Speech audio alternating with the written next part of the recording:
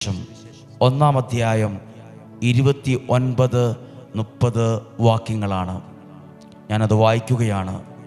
യേശു സിനഗോഗിൽ നിന്ന് ഇറങ്ങി യാക്കോബിനോടും യോഹന്നാനോടും കൂടെ ശിമയോന്റെയും അന്ത്രയോസിൻ്റെയും ഭവനത്തിലെത്തി. 30-ാമത്തെ വാക്യം. ശിമയോന്റെ അമ്മായിയമ്മ പനി പിടിച്ച് കിടപ്പിലായിരുന്നു.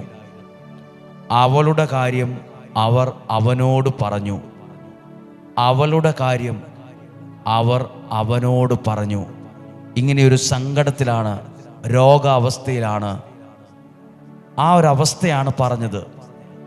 31-ാമത്തെ വാക്യം.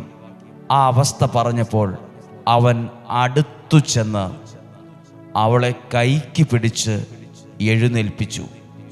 പനി അവളെ വിട്ടുമാറി. അവൾ